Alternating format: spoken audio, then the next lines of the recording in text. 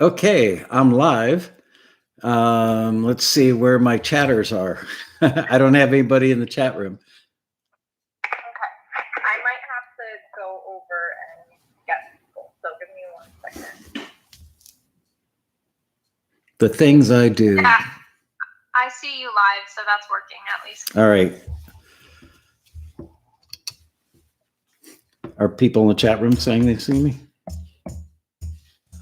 I don't see anyone in it yet. I meant to. Yeah, now someone is. Now you're good. They're coming through. They were probably just on the other URL because you had a second URL that you created now, so they're probably just on the other chat. Okay. Yeah. All right. Thank you, ladies. Go with the link. I'll social the link so people understand. Okay. Yeah, and I'll put it in the other. All right. Gotta go. Bye. All right. There we are.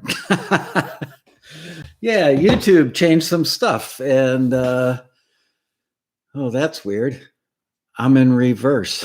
Well, I don't know how to fix that. Can you guys hear me okay? How's the level? No, what's the news about David Heyman? As in David Heyman, the music supervisor?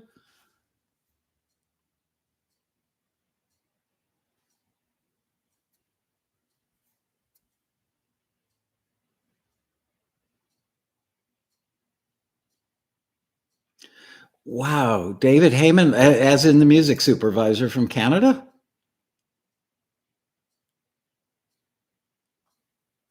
Wow, from COVID-19?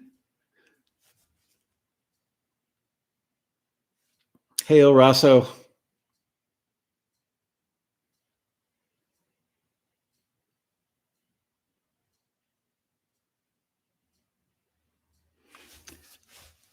Oh, wow, unbelievable. Such a nice guy. I didn't know him well, but we've run listings for him, and I talk to him like once or twice a year. That's very sad. So I'm in reverse. Are you guys seeing this backwards? This is so weird. Let me see if I can fix that. I'm afraid to click anything. Excuse me. Nope, don't want to do that. Excuse me, I just burped on air, didn't I? All right, well, anyway, here we are. How's the coffee? Let's see. Today, I'm having iced coffee. Refreshing. Okay, so that's funny. It looks normal for you, same as yesterday. It's to me, I'm looking at the clock and it says 7:45. And it probably says 4:15 for you guys. Interesting. Okay. I'm turning off the ringer so that when Bria and Ariana talk to each other, I don't feel the vibration. Okay, so let me answer a couple of things that I saw in the comments, and then we're going to do something really fun, which is I'm going to call you guys today. So when it's time, I'll say, okay, whoever wants me to call. And obviously, you've got to be a taxi member. I've got to have you in the database so I can go grab your phone number.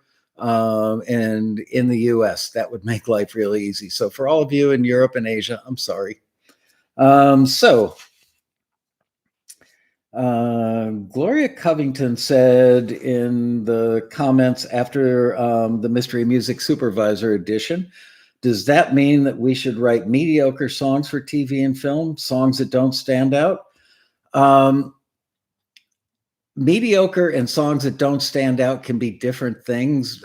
You should never write mediocre songs, but the song is not the star of the scene. So sometimes a song could be, the world's greatest song, but if it's just so big and bombastic and super hooky and sounds like a pop hit, it may be too much for the scene. So just write great songs, write authentic songs, write songs most of the time with universal lyrics to be on the safer side. And look, they use hit songs in movies, but they're oftentimes used as feature versus background source. But no, you never write mediocre songs. Songs that don't stand out. That's things that make a song stand out in the context. This is important in the context of film and TV. Something that would make a song stand out would be a sax solo, because it'd be really hard to put that in the background behind the dialogue, because it could be distracting. Same thing for like an Eddie Van Halen guitar solo. So those are things that do stand out and could be distracting. The song itself, just write great songs. Don't worry about writing mediocre songs, because if that's what they need is mediocre songs, we could find a bunch of those, right? Christine Gordon said, cast the song to fit the purpose of the scene. Super cool. Big takeaway. Yeah. A lot of people actually commented on that in the chat the other day, and some people commented on that in the comment section the other day as well. Mojo Bone asked the question, I think in the chat the other day, it said, can you talk a little bit more about temp songs? Is Mojo in the chat today? Because I'd like to know more about what he wants to know.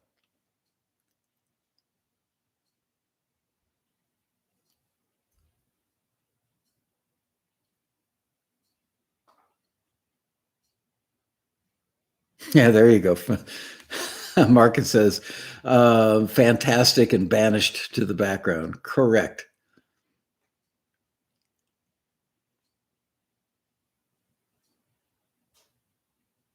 Oh, wow. Mojo's not here today. Okay, well, he wanted to know more about temp songs, but I guess I'll answer on a day when he's here. Dan Weber asked the question, are co-writes a pain for music supervisors?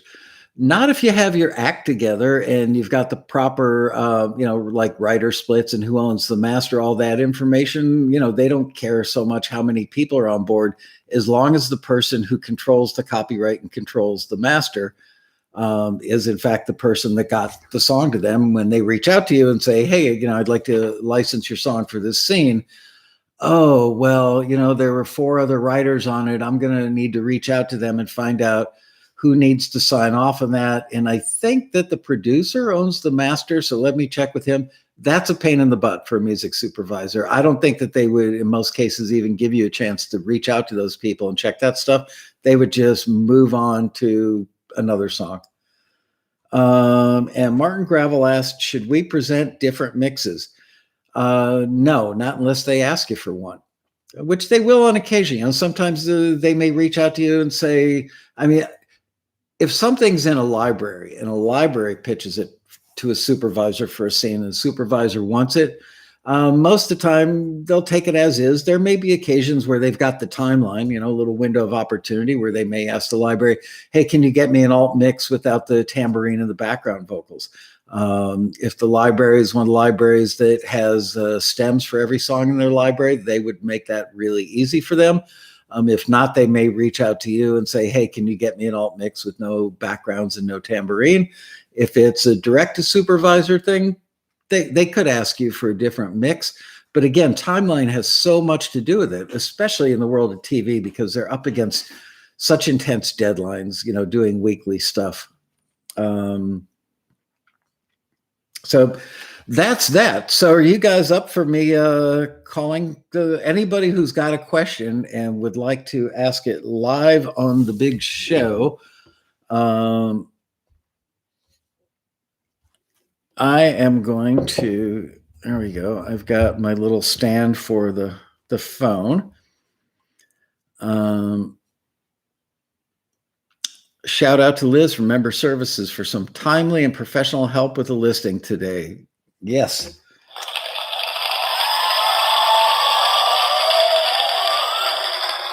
I love Liz. We all love Liz. She was our most recent addition to the staff, and we're all just tickled pink to have her on board. She's great. Yep, taxi staff is the best. We really are. We really are. They really are. It's the best staff we've had in a very long time. Jesse J. Peck is late. Well, so are we, Jesse. We had some technical issues. YouTube changed some shiz on us. Okay, Mark Reel has a question. Let me see if I can find you in the database.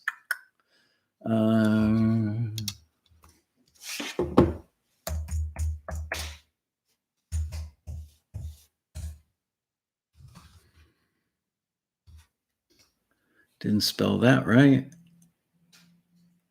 Where'd you go, Mark? Rihel.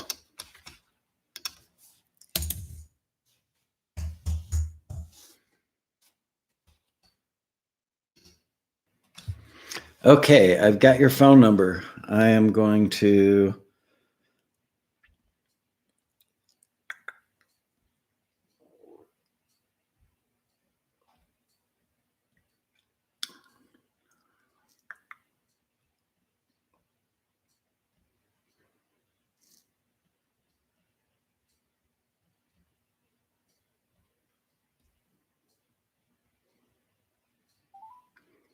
Okay, you should be getting a call any second. Hello. Hey, Mark. Hi, Michael. How are you? I'm great. Yes. Hello. You said hello before I saw you say hello. Yeah, so kill the audio on your computer. Kill the audio? Yeah. I will do that. Absolutely. Okay. Hey, So there we go. How are you, Mark? I'm great. Nice to meet you in kind of in person. So what's your question? My question is, I have an ASCAP writers/publishers account. Okay, if I publish a song, are you there? Yeah, I'm here. Okay. If I publish a song on my publishing account with ASCAP and a listing requires no publishing, should I not send submissions to that listing, or yay or nay? No, that's okay, because that means you're the publisher, and that just means you're going to get 100% of the money. So if it were a direct to supervisor request and it says there's no publishing, that just means you're the publisher and you're going to get all the money. Okay, because I hear you talking about CD Baby and TuneCore and all those things. Would you check the box by mistake? I have not done that, but I was just wondering if that would include my publishing company. No. Well, that would... No, it wouldn't, because even when we talk about that stuff with CD Baby and TuneCore and DistroKid, it means don't submit your music for a listing that is where it's a publisher asking for stuff, because you're already published by another publisher who's not you. So okay, if let's say you're signed to XYZ Music Library and another library, ABC, asks for music from Taxi, and you submit it and they like it, they reach out to you and they go, so are you free and clear? Well, you go, no, I'm actually, I've got a publishing deal with DistroKid. Then they can't do a deal with you because you've already got a publishing deal elsewhere. If you're the publisher, you can assign your rights, your publishing rights, to them. And the same would be fantastic. Yeah, Thank and you the so much. Same would be true if you are submitting directly to a music supervisor through a Taxi listing. In that case, even better, because you're going to get 100% of the income. You're going to get the writer side and you're going to get the publisher side. So you get to double dip on that one. That's it. Any other questions? I sent you a letter. I hope you read it someday. I know you're very busy, but it explains a lot about a particular song that I had written. I'm kind of new. I'm kind of new to all this stuff. Oh, okay. Did you send it on paper or in an email? No, I sent it in your Matt. I talked to Matt. Matt sent me back a reply today. Oh, okay. So generally, when anybody in the staff gets emails that are directed to me, they'll forward them to me. Yeah, that's what he told me today. Oh, okay. I tell you what, you have an excellent staff. Thank you. We're quite proud of them. Every one of them. They're just the best we've had in like years. And you know, I've got to say they've done a great job working remotely too. We've we kind of miss each other, but we've all found our groove working like this. So it's all good. Thank you for saying that. Well, I appreciate everything you do, and I'll be a member for life. Thank you for saying that. I was going to say, oh, thank you for putting my kids through college, but they're more or less done. Yeah, mine are through college too already. So what are you having for dinner tonight? We already had dinner. I'm in West Virginia. Oh, okay. Wow. So it's 7:30 there. Yeah. I love golf just like you do. I love it. I rarely get to play it. Honestly, since Ralph Murphy passed away, I haven't played golf ever since. Not because I'm mourning for him, which, every time I think about him, I get sad. But he was my regular golf buddy. He was vice president of ASCAP, and we were. No, I understand what it's like to lose some golf buddies. And I've been watching your Taxi TV on Mondays and your Quarantinis, and you do just a great job. Thank you. I thank you. Appreciate the kind words and enjoy the rest of the show. Thanks. Thanks for calling. You're welcome. Bye-bye. Bye-bye. That worked out well. Nice guy. Okay. Anybody else want to get a call? Have a question, please call Nancy Khalil. Okay, let me look you up in the database. This is fun.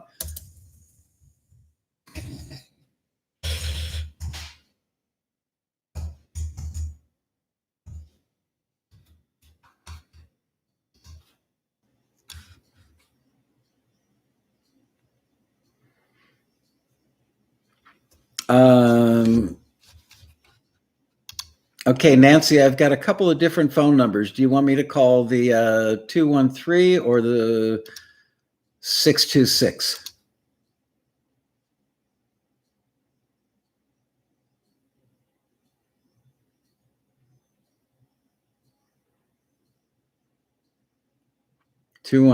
Okay.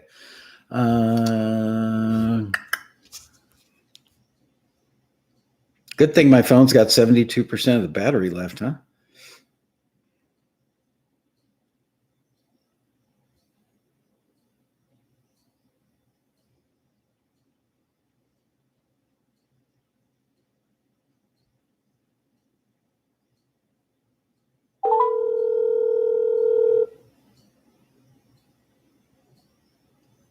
Says no caller ID. It must be you. It's me.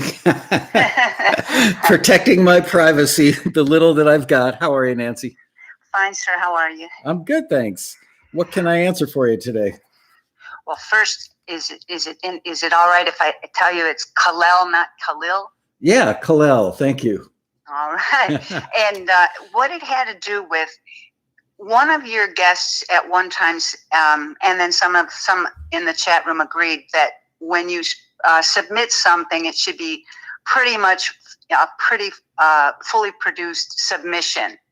But then the mystery supervisor said he's received iPhone recordings or submissions and has used them. I know more in I think you said it was more for a background seeing this type of thing, but has Taxi ever received submissions from iPhone recordings or even in a critique for Taxi?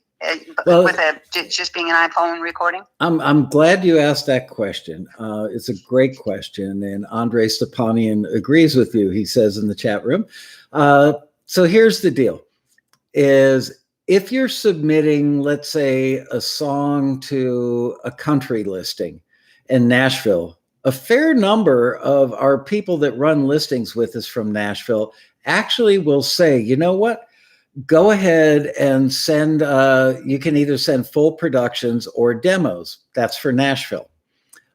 Just understand when you're submitting to country stuff, probably 90 to 95% of the demos or the submissions they're going to get in Nashville for big country artists are in fact going to be well-produced Nashville style demos, which are generally really high quality. So that's the record side of the industry.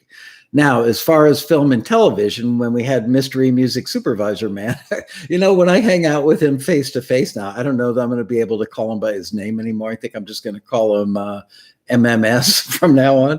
Anyway, what he was talking about was not getting demos or like unfinished stuff, there are certain types of music, like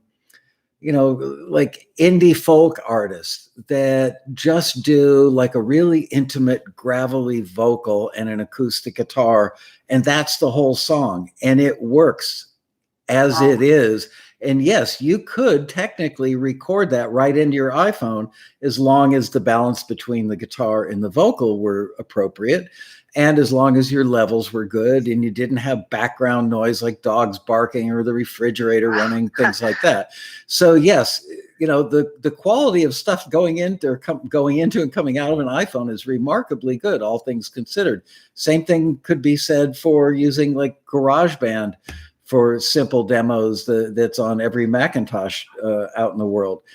It doesn't mean that you can send a rough demo with, like pitchy vocals and a bad recording and not much balance, where it's like 80% acoustic guitar and the vocal sounds far away or the room is too reflective. So I'm trying to think, like if Bob Dylan were a 23-year-old today making music, somebody like Bob Dylan that does like early Dylan-esque kind of stuff, could conceivably record something on an iPhone that type of recording, that stripped down, quote unquote, lo-fi recording in the context of that artist, also in the context of a certain type of scene in a movie, it could all work. It's not an across the board thing like everything you do should be done in an iPhone. Because, if you're doing like top 40 pop, how the heck would you do that into an iPhone? Couldn't do it, yeah. right? I guess technically you could if you had a really good band in the room with you, but you'd have to find a really good sweet spot for where that phone should be to pick up everybody in the proper balance. But yeah, was I clear on explaining the context of what he meant? Yes, it kind of goes to the being, well, it's sort of like when you're writing specific to a scene. In this case, it's specific to the submission. I know a lot of the ads will say top quality. They'll tell you. Right, broadcast quality. Right, it says broadcast quality. And let me clarify the difference between like an amazing recording. I actually came up with the term. I shouldn't say. I should say I stole the term broadcast recording like 20 years ago, because film and TV people would say to me, we want good sounding stuff, but we couldn't say master quality back then because that implied back then, 48 track digital multi-million-dollar studios were still more of a thing than they are today. So like a Michael Jackson record, that would be master quality or studio quality. Something that was done by somebody pretty skilled on 8 tracks in a home studio, that would be maybe not equivalent to a Michael Jackson record or something done in a big, expensive studio like that. But if it's good enough to be broadcast, meaning that it's clear, it's well balanced, the instruments sound good, that gets it in the realm of being broadcast quality. Now, you could have something that is recorded in that Michael Jackson studio that, let's say the vocals are pitchy and the mix, you could have an engineer that didn't mix that well in a great room like that. Things like that can take it out of the realm of being broadcast quality. Right. Conversely, you could have something done on an iPhone where it's that Bob Dylan-esque indie folky kind of thing, and you get the phone placed in just the right position where you got enough of the vocal and it's intimate sounding and enough of the guitar for that type of song. That's broadcast quality. Okay. You sound a little confused still. Well, no. My last part of it would be, would you recommend, is it advisable to, if I submit a song to a taxi critique, can I use the iPhone in that regard, or is it probably better not, or just tell them ahead of time, hey, don't judge the production. Look, I'm wanting song feedback. Are you talking about submitting for a taxi custom critique? Yes, exactly. Custom critique. Yeah, for a custom critique, absolutely. Say this is just a demo I did on my iPhone. So please don't judge the engineering and production. I'm more interested in feedback on the song. Absolutely. Okay, great. You've answered my questions.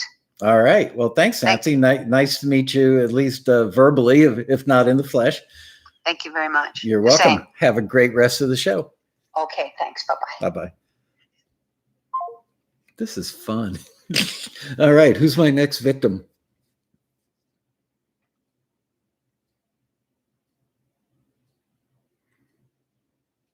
I've always wanted to say, caller on line 1. Glenn Letts has a question. Okay, let's call Glenn. I've actually spoken to Glenn on the phone before.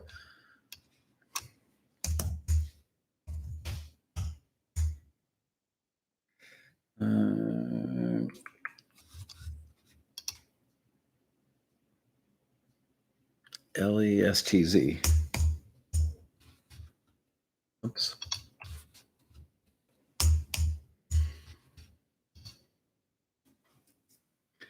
Okay, calling you momentarily, Glenn. Oops, I gotta, shit. Shoot, gotta put a number in first. Let me get rid of all those numbers first. Okay, let's start over. Where'd that number go? There it is.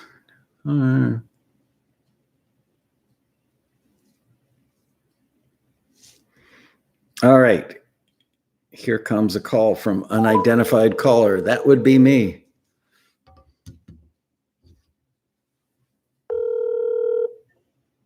Hello. Hey, Glenn, how are you?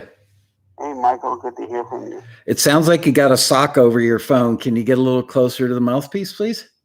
Sure, I'm right next to it. Really? It sounds really muffly. Okay. I wonder why. I don't know. Are you on AT&T? Nope. Verizon. Yeah, me too. Verizon's usually good. AT&T has its good points and its bad points. Anyway, what kind of question can I answer for you? Well, with all the talk about, yes, especially during the mystery man on Monday, talk about metadata and getting in the data that the supervisors want. How should we fill out when we submit a song to Taxi? How should we fill out the genre and all that stuff? I'm kind of new to submitting to Taxi, so how should all that stuff be filled out? When we submit a song to Taxi. All right. Well, just so you know, we actually redo the metadata in as much as your first name, your last name, your phone number, and your email address go with every song that we forward off to our industry clients. Okay. So that's good. And the song title, if I didn't say that. So really the metadata that you enter is more for you being able to search the stuff. Let's say you see a Taxi listing that asks for country pop. So you could then go into your Taxi account and search country pop, and your songs with country pop would show up. So that's the main reason to enter genre in your metadata in your Taxi account, is just to make it more findable and more quickly accessible for you. But just know that, yeah, you should also, every time you create an MP3, go into the info section. I think they might have changed it. I don't know. But I think you go into info, and you can certainly ask this question in the Taxi form and probably get a better answer than I'm going to give you right now. But go into info, and it gives you some fields to fill out. And just make sure that your first name, your last name, your phone number, and your email address are there. Those are absolutely critical, just so that, and we've had cases where people have wanted to use stuff or sign stuff, and the members actually like gave a CD to somebody at the road rally without putting any information whatsoever. They gave them a blank looking CD. It had music on it, but that was it. And they didn't know who they got it from 2 hours ago or yesterday.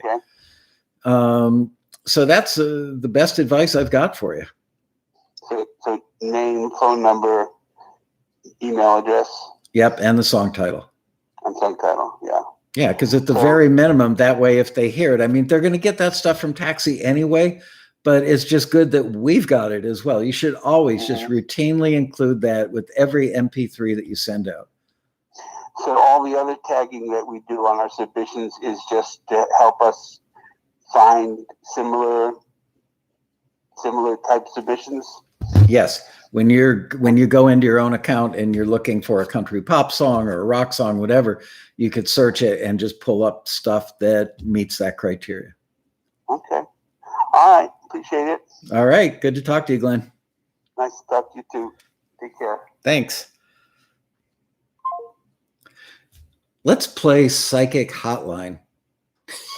I saw a commercial. I thought those psychic hotline things were like a thing of the 80s, maybe even the 90s, But last night or the night before, I was watching some TV in bed. Sure enough, there's a 800 number you call Psychic Hotline, and we guarantee it. If it's like, I think it's $1 a minute, and if you're not happy, they guarantee a full refund. So who the hell, I don't know. I'm not even going to comment.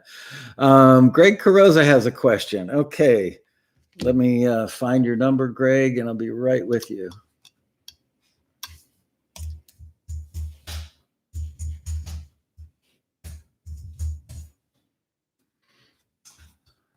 Spelled that wrong. Oh, I left out an R.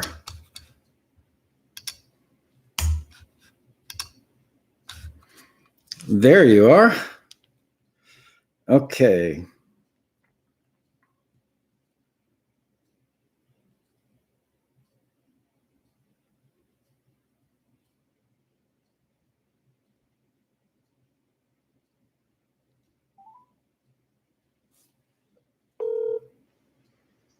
Yeah, hello there, Michael. Hello. I love the connection I've got with you, Greg. How are you, man? That's good. Oh, I'm great. Awesome. So what question can I attempt to answer for you? Well, it's not so much taxi related as publisher related. Okay. I've seen some placements lately of my music. I've been using TuneSat. If you're probably familiar with that, I'm sure. Absolutely. To find placements, and I've seen some lately, not just in TV show episodes, but during like news shows, like on the NBA channel, or as promos, bumper promos, going from one show to another, kind of a thing. So I have a twofold question. One is, do publishers know about that, or do they only find out about these kind of things from their BMI statement or ASCAP statement? And if they do, why won't they tell me? I think it's fair to say, and actually some of our members who are very active and get a lot of placements might back me up on this or not, but oftentimes the libraries don't know. I'm trying to think of a good example, especially if you're in some of the what I call trailer park libraries that are the lesser libraries that are mostly online stuff. Go here, and look through a database of music and click license it and pay with your credit card. They don't know when the stuff is getting used, and it only shows up when when the stuff goes through the PRO. That is often true. You would think that every time a piece of music gets used that they know, but they don't. I've had many, many library owners over the years tell me, oh yeah, I found out about that too when we got our quarterlies. So I don't know why. I guess because the people here's a great example. An editor is working on a TV show. So let's go back a little farther. So library, let's call it Mikey's Music Library, gets approved for use on my favorite show, The Kardashians. And they ingest 5,000 tracks from Mikey's Music Library into what they call a bin or a drive.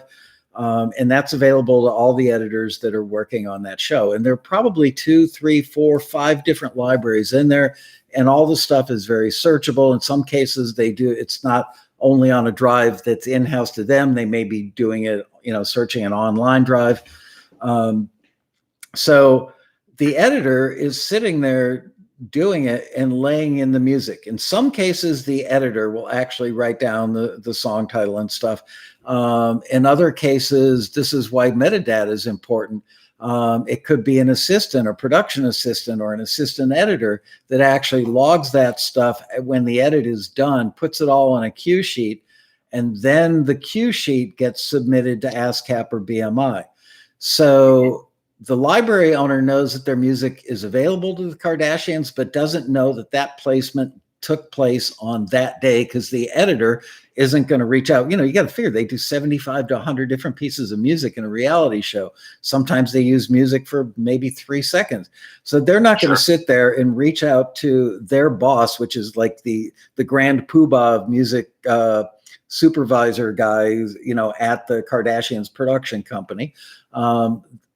That guy is not going to call every single library every time a piece of music gets used and go, or shoot off an email saying, hey, guess what? We use Greg Carosa's piece of music for 14 seconds. They're just going to log it on the cue sheet. It's going to get submitted to ASCAP and BMI, ASCAP or BMI. And that's how the publisher finds out as well, especially, maybe entirely actually, when there is no sync fee involved. There's really no reason to report it. Okay. So that's the only way they find out. So is there, so let me ask you this, because this just has kind of come up recently for me. So is there a cue sheet or the similar type of thing for like non-shows? Like I said, I had a couple of pieces used during, NBA game time, so they're talking about the games and the music's playing in the background. Or I've had some promos for upcoming shows on a channel as a commercial in between actual shows. Right. So does those kind of things also show up on their own kind of a cue sheet? Yeah.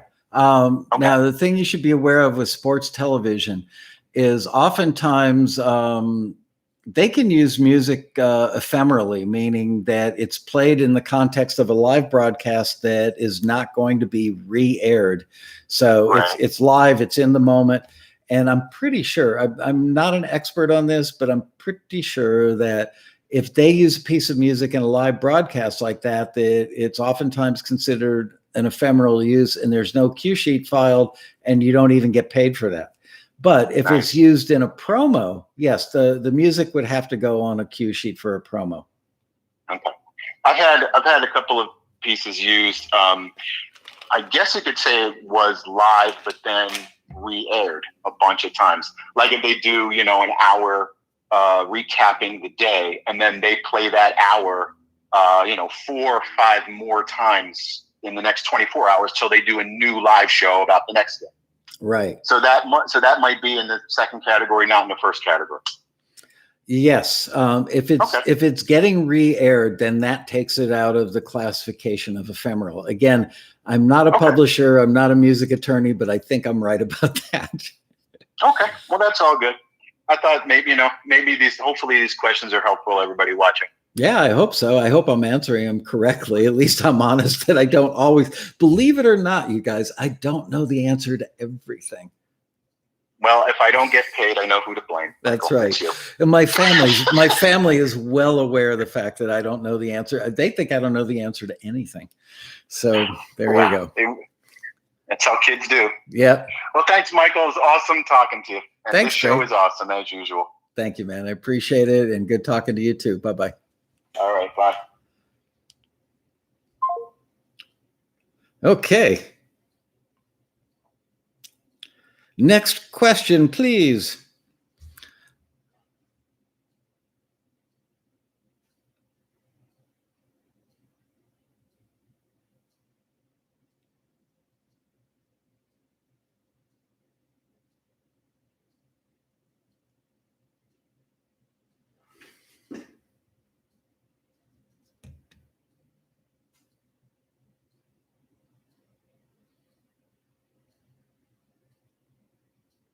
Did I get that right about the ephemeral stuff? If anybody knows more than I do, which wouldn't take a lot.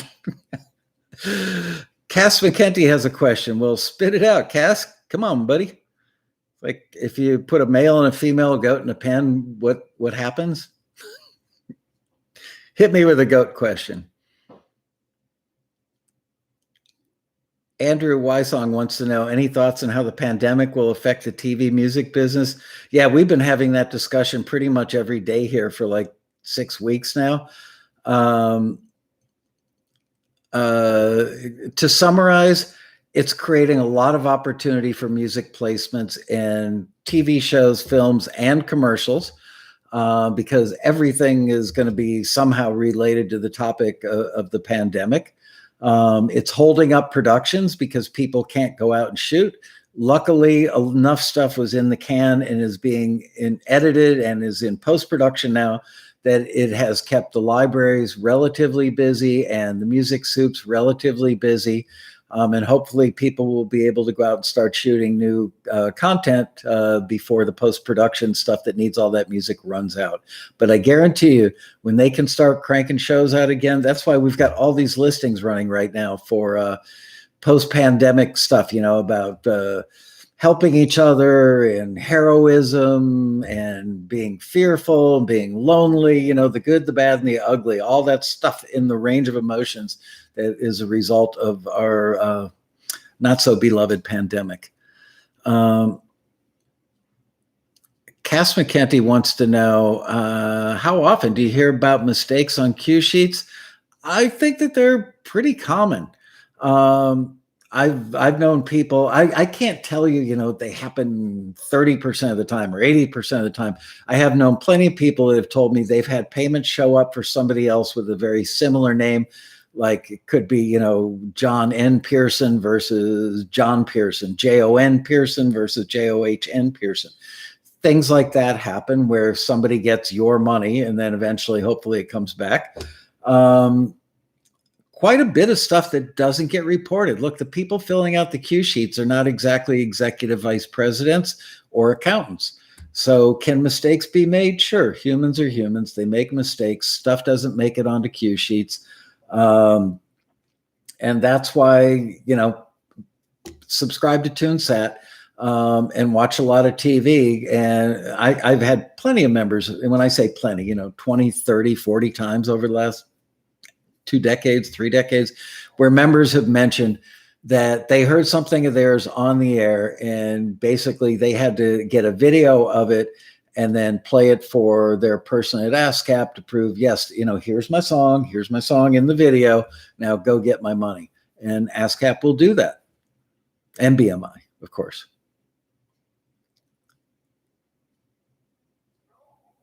Yeah, Liz says cue sheets are very hard to keep track of.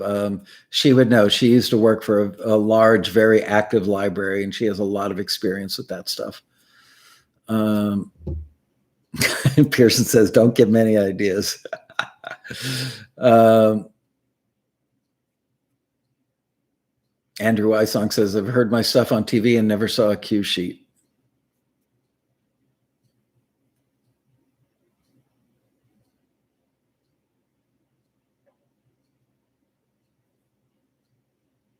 Yeah, Jim Stamper says the whole cue sheet process could probably be automated start to finish, a big project, I imagine. Well, with audio fingerprinting, don't you find it odd that they have not instituted, like, I know the technologies exist that literally, rather than right now, the PROs use magical formulas that I don't think anybody understands, even the people at the PROs. Bless their hearts. I don't think anybody really understands. It's like if this piece of music got played for 27 seconds at 4 o'clock in the afternoon in Los Angeles, that means it probably got this many ears or eyeballs in this time zone and that time zone, blah, blah, blah, all this weird calculation stuff. Why don't they merely just use audio fingerprinting and they know the audience size? I don't get it. But you know what? Then they would have to pay every stinking penny. Now, I don't know this for a fact because I've never seen it with my own eyes. This is only something that I've heard. It may just be a big fat rumor, or it could be an old wives' tale. Who knows? But I'm sure that you guys will chime in on this. any money that is paid, again, I don't know this for a fact, any money that is paid through the license fee, let's say a network called I don't want to come up with a real network name. The XYZ network pays a license fee, let's say $1 million a year to ASCAP and $1 million a year to BMI, and then they turn in cue sheets. And from those license fees that the networks pay, that's where the PRO money gets paid to you guys, distributed, calculated and distributed out to you guys by the PRO. So if there are inaccuracies, and let's say that during the course of a year, only $627,000 worth of stuff gets reported. Excuse me. I have heard tell, again, this is rumor, I don't know this to be a fact, I've heard tell that that money left over is kind of a slush fund thing, and they've got to do something with it. So they distribute it out in the form of like bonus payments to their biggest hit writers who have had, the most number of weeks on radio this year, or the biggest number of spins in a year. Do you guys know, have any of you in the chat room ever heard of such a thing?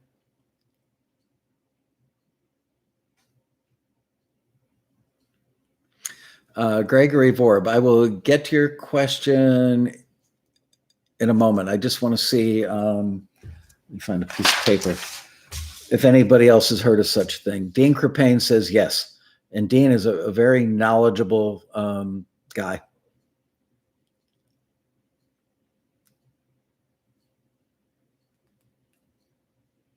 And Pierre says, yeah, I think that SOCAM works like this. So yeah, it's like not every penny is accountable through the system, and so they end up putting it into a slush fund of some sort. It's like government, just maybe a little less messed up. Okay, so Gregory Vorb, or Vorbe, I'm not sure how to pronounce your name. Sorry, Greg, or Gregory. What should you expect from 50 forwards? We have a phrase at Taxi created by the members themselves, not by me, not by the staff, and it is write, submit, forget, repeat. We have one member who I absolutely adore. He's a really good guy, really good person, really likable gentleman, and he had like hundreds of forwards and hadn't heard a thing. And we're like, even we were just mystified by that. Well, when I spent hours along with a couple of staff members looking through his forwards, and what we found was that probably 75% of those forwards were drones. And he makes really good drones. Well, a lot of our members make really good drones. And when we run a listing for drones and we get a lot of submissions, we have a lot of forwards, a big percentage of forwards. So it could be that a library looking for drones from Taxi might end up with a couple hundred drones in a folder that we send to them. And we give them a heads up, because that's an inordinately large number of things to send to anybody in the industry. They've got to be like, holy crap, when they see everything in the file. So we tell them, look, we got a lot of really good stuff. Everything in this folder made it over the quality bar. It's all on target for what you're looking for, and it's really good. There's a ton of it. So would you like us to send you 50 a week, every other week or something, space it out? Or do you have an immediate need? Well, yeah, I have an immediate need. So get me a folder of 50 right now, and then send me the other stuff.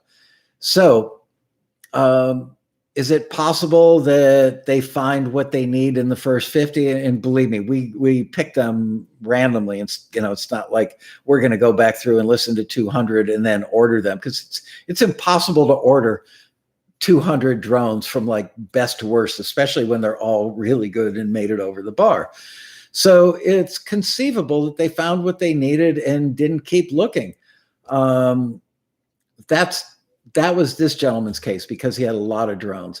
Sometimes there's just no explaining it. Some people like, is Taxi for real? I've had 50 things forwarded. In your mind, and I'm speaking metaphorically, in the minds of people who are not highly experienced with Taxi yet, they have this vision.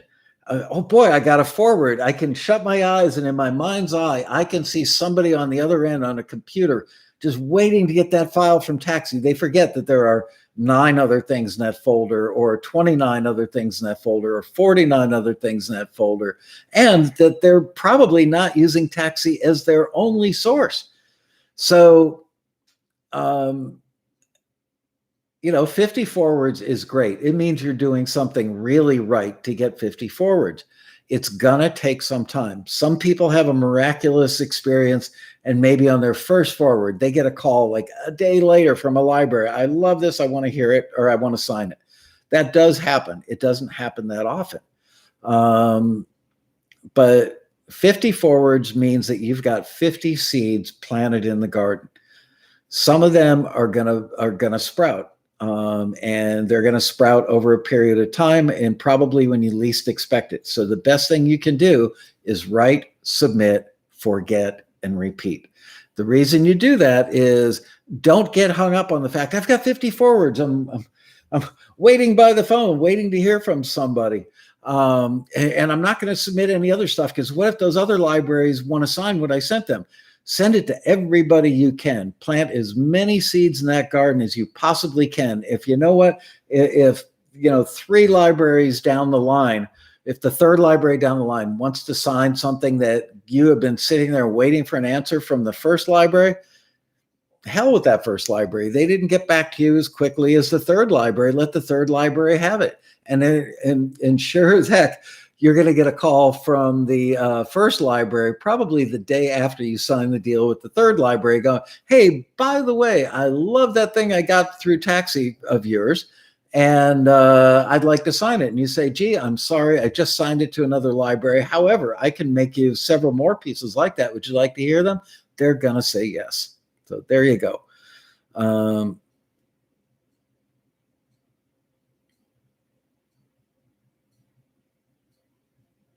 Peter Pascal says, damn, that's deep. I don't know if you're talking about what I just said, because I didn't think it was all that deep.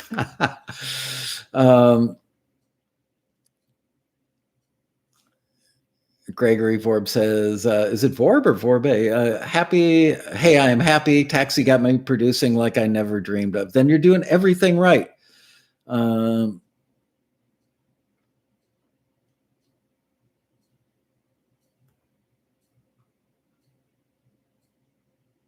Question, do you think custom critiques are an underused tool when members are working on new songs? Absolutely, Darren. Man, that's probably the truest thing I've seen in the chat in a while. Knowing what I know about Taxi, knowing what I know about our screeners and the value of the information in those custom critiques, if I were a songwriter, before I finalized the recording of anything, before I even started recording anything, I would send in a rough demo of it, especially if it's like a song for radio and records. Send in a rough demo, because they're liable to say something like it doesn't lift enough into the chorus, or the bridge feels like it's in the wrong place, or melodically it meanders. It doesn't really take me anywhere. You're going to get really good information like that, and you can take that to the bank before you hit the record button. Why go to the trouble of spending the time to fully produce something when you may be producing something that's not as good as it could be? So there you go.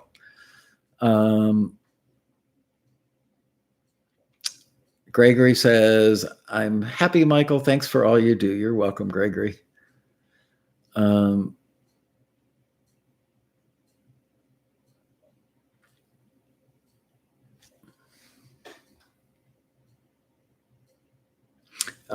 Creating Beauty says, an artist looking for a song is not going to want a song that's already out there.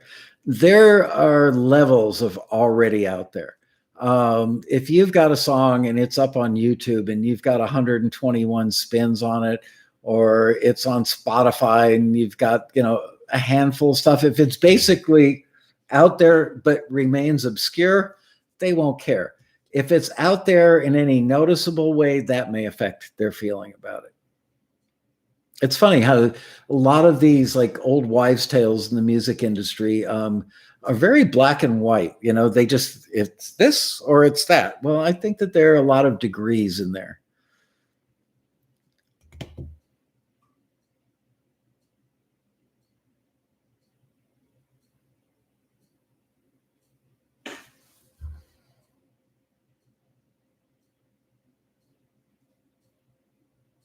Peter Pascal said, yeah, I said that about planting a seed. That's true. I struggle a lot with putting out my music. No one wants to listen to it. I mean, no one is spending time to give it a try. I'm sure that you are among millions of artists of all types, whether it's visual artists, video artists, or musical artists. It's a big, big, big world out there with a lot of people creating art, and there are just so many choices. The good news is you've got the internet. The bad news is you've got the internet with like 1 billion people on it. So the best thing you can do is create music that all it takes, and it's a bit of an exaggeration maybe, but if you're creating something that's irresistible, or as one of my marketing people, I can't think of who it is right now, always says, is your stuff remarkable? And remarkable means causing one person to remark to another. We all, if we see a TV show or a movie, will remark to a friend of ours or a group of friends or post something about it online. This song is great. This movie is a do not miss movie. This restaurant, man, you got to go if you ever can go again. So create something that's remarkable, because it could be that song sits there, on Spotify or YouTube or wherever for a year and nobody listens. It could be the 21st person who listens happens to be in a relationship with a music supervisor, or is the executive producer of a TV show, or is somebody that would like to collaborate with you, or is a music library owner. So if you create incredibly irresistible and remarkable music, sooner or later, I've got to believe something will happen. It's just the tick-tock of time passing. I know it's horrible and it's got to be frustrating that, you put your heart and your soul into your art, and then you put it out there and it's crickets. I get it. I started a company, and believe me, when I opened the doors to Taxi, man, those crickets were loud and clear. So I know the feeling. I really do. I have a question. If you have a question, Paulie, Michael will call you.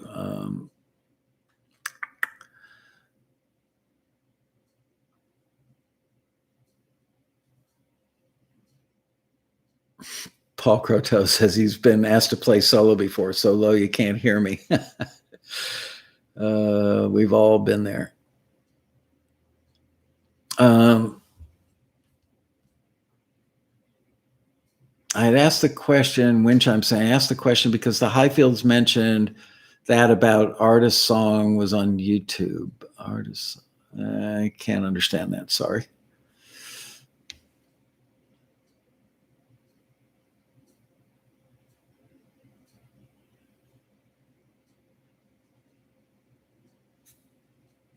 Zuma Dog says, songwriters of Let's Marvin Gaye by Puth Trainer ripped me off of SoundCloud. Heartbreaking. Let me address the ripoff factor. During my 40-some year career in the industry, there have been very few cases that have actually found that somebody had truly been ripped off. However, millions of you guys have your music out there where millions, if not billions of people could potentially hear your music. Is it entirely possible? I remember a case where there was a relatively famous upcoming band in a meeting with their A&R person at Capitol Records, if I remember correctly, on 56th Street in New York City back in the 70s or 80s. Or actually, it was a songwriter pitching something to an A&R person, if I remember correctly. And the band showed up, a band that was signed to the label, showed up for a meeting. And the A&R guy said, yeah, come on in, man, hang out. And the song was finishing. And then he shook hands goodbye with the songwriter. And a year to some point later, that band came out with a song that was remarkably similar to what they had heard in the A&R guy's office.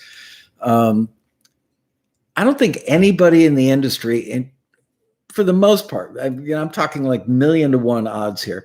I think most people are smarter than ripping somebody off, because if they do, and it can be proved, they're going to get sued. They're going to be embarrassed. Their reputation's going to be tarnished, and they're going to spend way more money on attorneys than they probably made on the song. Personally, if I were writing great songs, I would want a hit artist to rip off my stuff. I would so want, like Katy Perry to have a giant hit with my song, because if he could prove, the chain of, not chain of command, but chain of something, they say the same thing for evidence, like chain of evidence, to prove that it went from here to there. And somebody had your song. So you know what? I would reach out to a music attorney, because you'll know very quickly if they think that there's a case there or not. But yeah, when you're putting your music out there, you want to get discovered by the public. Some of the people in the public are other musicians who may even, with no intent whatsoever, accidentally rip off part of your song. Now, if the melody and the lyrics are virtually the same, that looks pretty, but pretty much by intent. But I think it happens by accident a lot.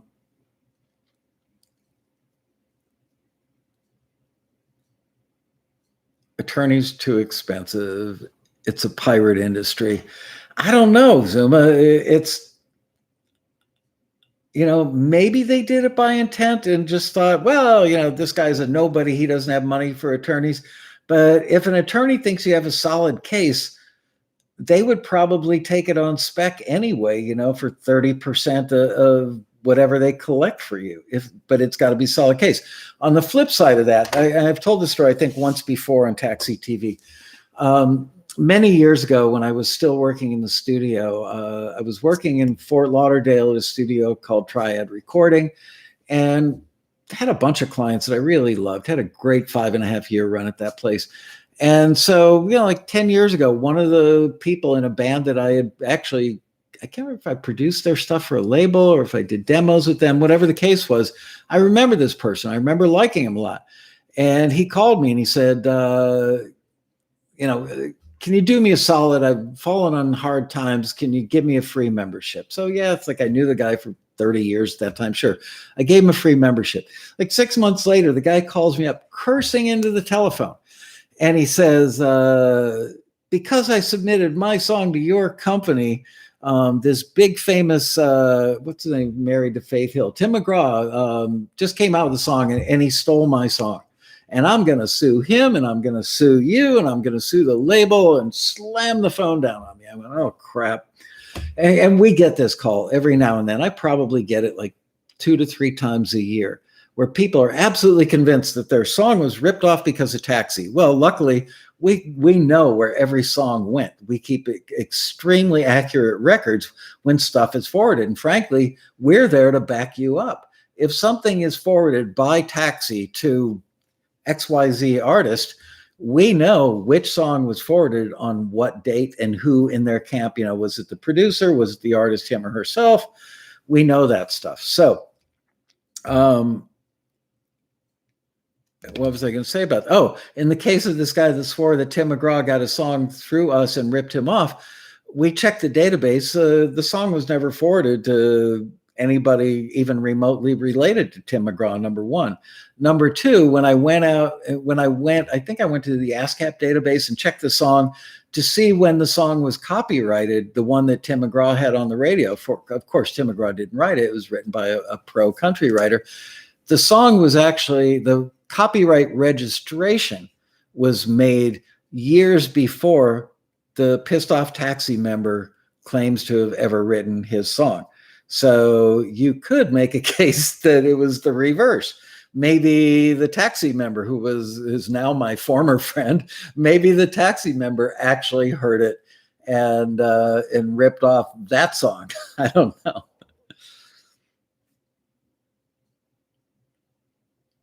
All right, let's do 1 or 2 more questions on McCall today, because I think we've been on for an hour, even with Darren Fletcher says, sounds like he ripped off Tim McGraw.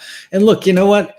It's so easy subliminally to hear something. I'd be afraid to be a songwriter, because every time I've ever attempted to craft a melody, it sounds like an old Beatles song or something. I'd be so scared to death of ripping somebody off purely by accident.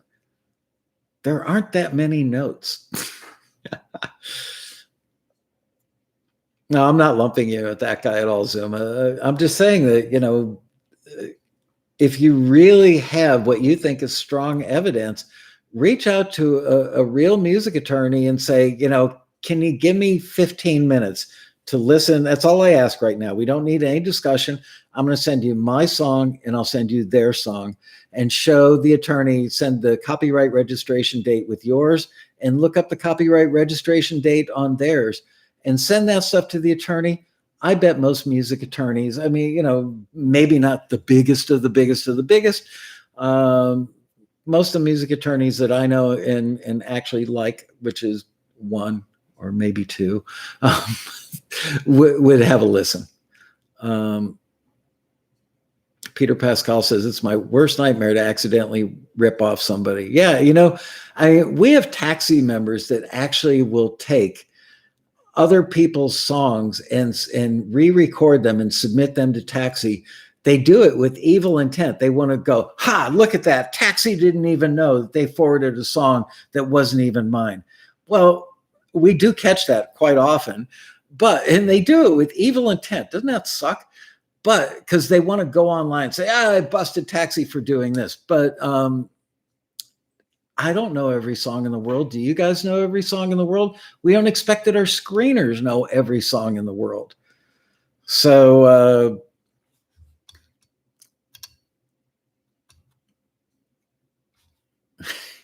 Peter, I can't, your last comment isn't going to show up because you used the F word, but he said, that's just effed. There you go.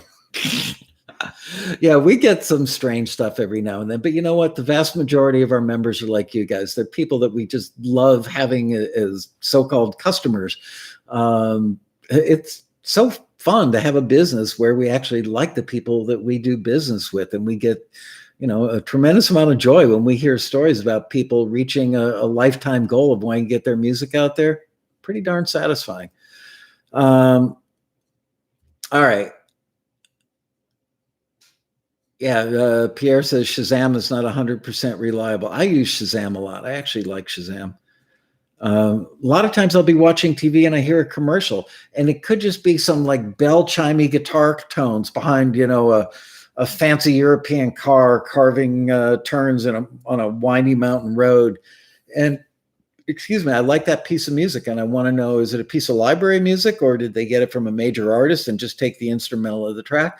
And I'm surprised about 30 to 40% of the time, stuff that's pretty innocuous, like the chimey bell tone guitar thing. This just happened like 3 nights ago. I did exactly that, and it was a fairly major artist. I mean, like an up and coming, indie artist that's known well on Spotify, whose music, they just took the guitar part from the track and licensed it for that car commercial. It could have been a piece of library music.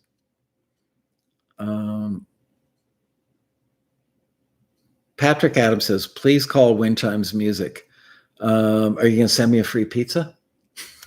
All right, I'm going to look you up because it's probably under your name.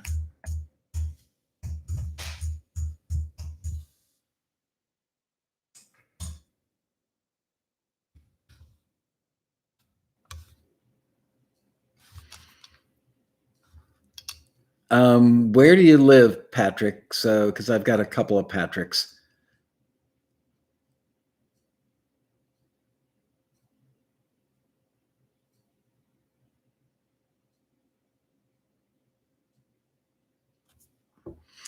Jan Bars has been a Taxi member for a long time. I don't know if he's currently a member or not. And it's not a girl, it's a guy, and he lives in Holland. Patrick Adams, where do you live? So I know if I'm calling I don't want to call like the wrong person. Oh, Wind Chimes Music. Well, I need a real name. I don't want to look up Wind Chimes. Come on, Wind Chimes, cough it up.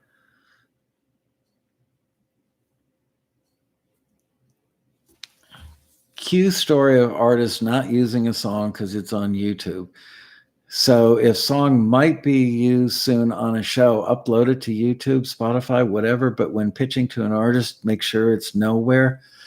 I'm not really sure I understand that question fully. So if a song might be,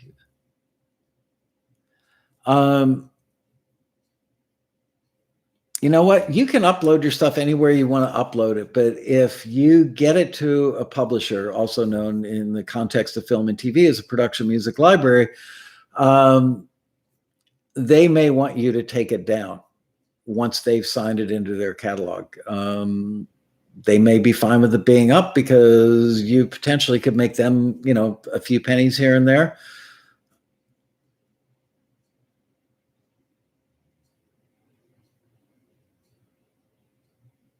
Lori Wynn. Okay, I will look you up, Lori Wynn.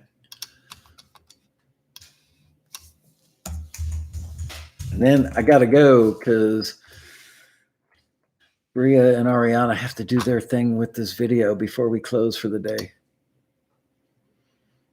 Gotcha. Okay.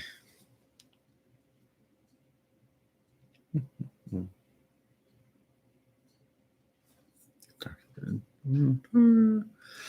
585-1059. Here I come. Turn off your monitor, your speakers.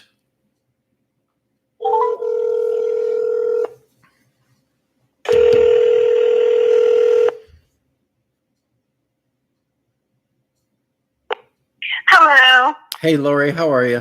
Hi. Good. Thank you so much. I appreciate it. It was just so funny because I kept posting my question, and every time I posted, you looked away. And that's why everybody was saying, hey, Wind Chimes has a question for you. You have a fan And I was club. like, just forget it. I'll post it in the comments after the video is archived. You can read it for tomorrow, maybe. But I tried to write the question. Thank you for the call, by the way. Yeah. I tried to write the question, but it's only so many characters, and I write a lot. So Okay. I remember the Highfields, I believe, talked about someone who they had submitted a song for something else, and one of the artists, it was for an artist song, and it had like 30 views on YouTube, like Family and Friends. Yeah. And they said, never mind, we're not going to cut it.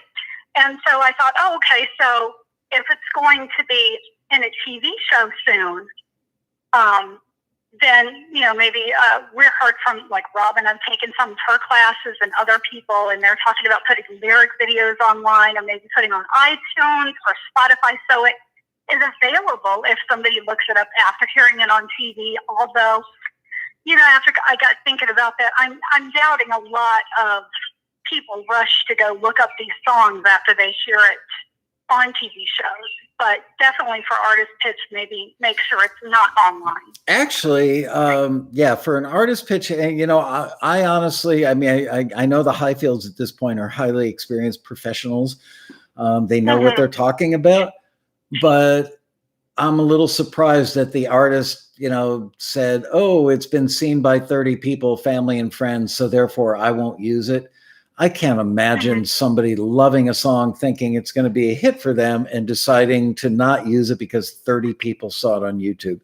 Sounds like that person was a bit of a wanker.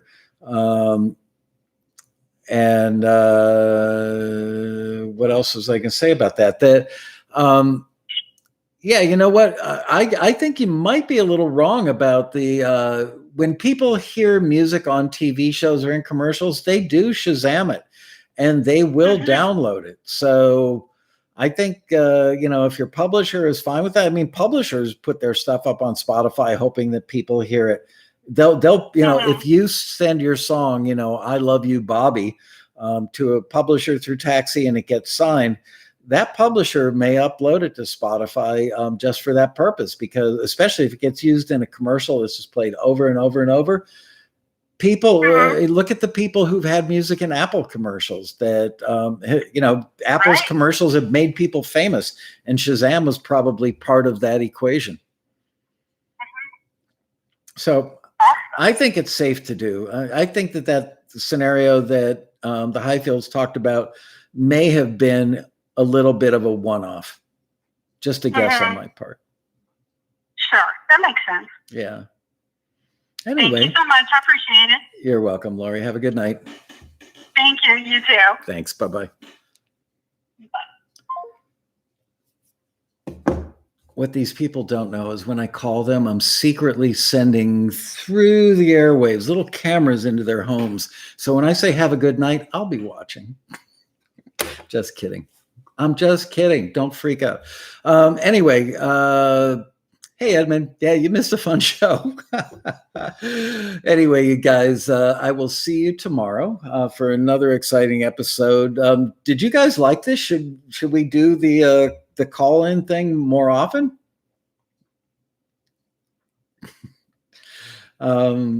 It's easy for me. I didn't have to.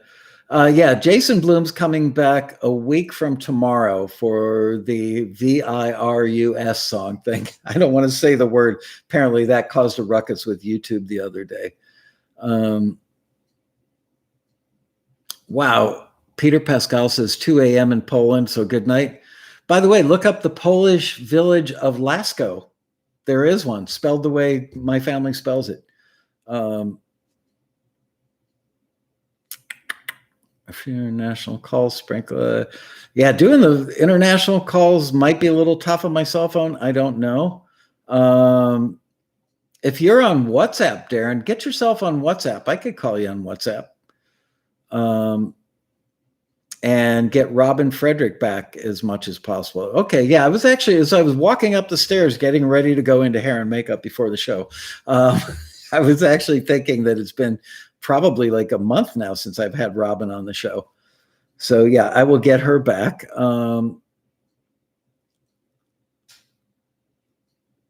What are we supposed to do with what tomorrow? Yeah, so you guys like the call-in thing?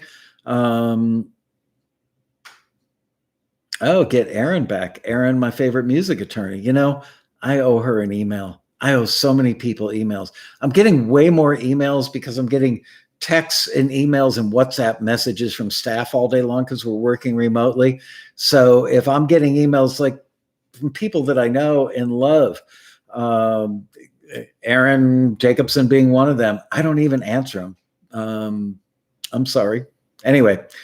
So that's that. I will see you guys tomorrow for another extremely exciting episode. You know, I don't know where this. Oh, there's the button that says end stream. I'm using a whole different broadcast mechanism right now, so I'm a little out of my element. See you guys tomorrow for another exciting, hopefully technical problem-free episode of Taxi TV Live. Bye, you guys.